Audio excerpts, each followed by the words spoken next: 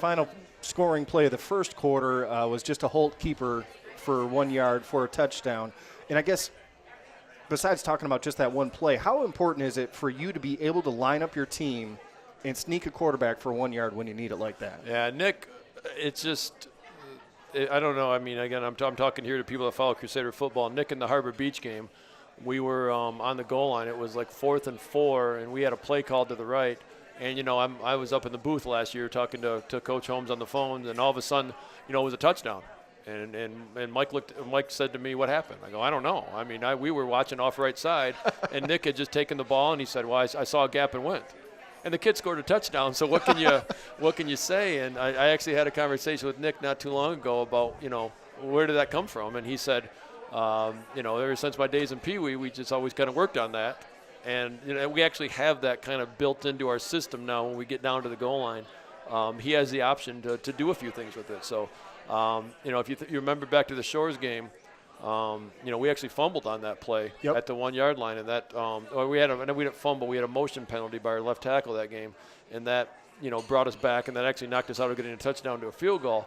So we put a little bit of emphasis on practice, at least in practicing that play. I mean, you think about the quarterback getting the ball from center and just going forward is not a big deal, but, you know, there's still that center exchange, and the quarterback's got to make a good decision. So that's something we work on a little bit, and you know, Nick's just really got a nice knack for finding a gap and exploiting it for positive yards. And if it's by the goal line, it turns into a touchdown. Now, the next scoring play to start the second quarter was another Nick Holt run, but a totally different animal this time, a 34-yard run. And I think we often look at Alex, we look at Tommy Scott, and we remember what great speed they got.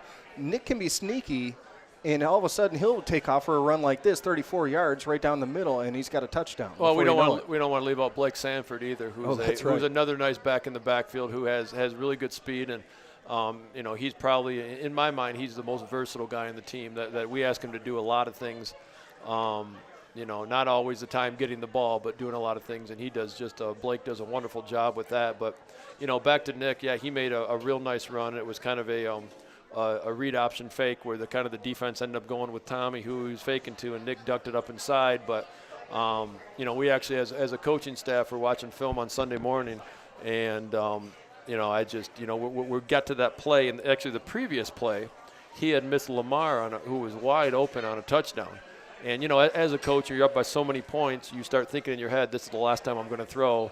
And, you know, there just comes a point where enough throwing's enough. And but, you know, he missed Lamar in a wide open touchdown pass, and we were just kind of talking about that as a staff. And Mike Rebecca ends up saying, yeah, but he's going to make up for it right here. And he really made up for it by taking the ball and going 30-some yards. And, no, he really does have, you know, I don't think people realize that he's fast. I mean, he is every bit as fast as our other backs, you know, when we line up and do sprints. And I think that's something he takes a lot of pride in is his speed, which I don't think, again, you're at quarterback and he's catching the ball, he's throwing, he's handing off. But I don't think people understand what a truly outstanding just athlete he is. And then we get Anthony Woodard into the mix with a 3-yard run. And both the Woodards, Anthony and Dominic, had a very good game and showed you that you got some depth in that running back position. Yeah, and you know, I just kind of funny looking at the stat sheets I gave you. You know, we're looking at it, and you know, a game like that when you're up 37-0 in the first quarter. You know, the first thing you're thinking in your head is, all right, we probably have this game in hand.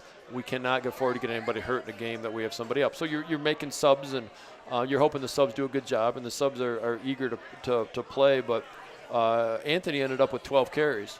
And he's a very capable kid who's, you know, you talk about improvements. He's made about as much improvement as anybody from where we kind of started this thing August 12th to where we are now, back in two-a-days. And, you know, he had 12 carries, and I think the next back had 4 carries or 5 carries. So he was our, I think Tommy had 5, or Alex, and that was our, you know, he was our leading ball carrier that day with those 12. So, you know, that's just a great moment for a kid like Anthony to shine. But, you know, he'd move back, and he's starting at safety for us now on defense, along with him and Alex at safety. And, you know, it's just, like I said, just the improvement he's made from week 1 to where we're at now, where he, you know, as a starting defensive player is just wonderful with Anthony. I'm very happy for him. And, you know, a lot of that just comes back to the fact he's worked very hard and he's done a good job. And then we had a sequence after that in the game where Muskegon Heights was driving, and they actually got the ball, I believe, somewhere in the neighborhood of the 30-yard line, and threw a pass toward the goal line, and that was picked up by Blake Sanford. And he ran, and he ran, and he ran, and then he broke a couple tackles, and then he ran some more, and then he broke another tackle at the 10-yard line when I thought he was already down, and he ran some more, and it looked like he hit the pylon with the ball. Unfortunately, the referees ruled him down. But, man, what a run. 99 yards is what we got him for here, which has got to at least tie a school record, I would assume. I don't know how you can break that unless you score, right?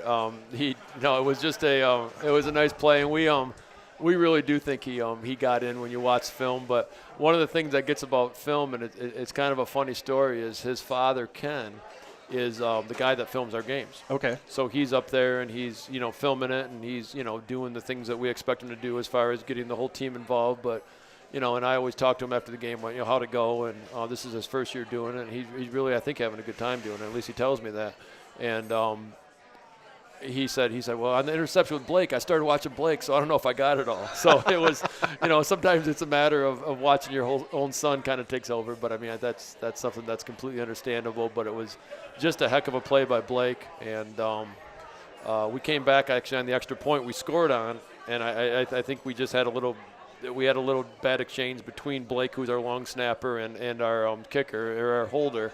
And looking back, we should have just subbed him out because he was, you make a run that's 99 yards. The kid probably in reality is running somewhere closer to 150 on a play like that by the time he's weaving. So, it was he made a heck of an athletic play. I think that was his first of 2 interceptions. That is correct. In the game. So, yeah, he got a knack for the ball and did a wonderful job with that.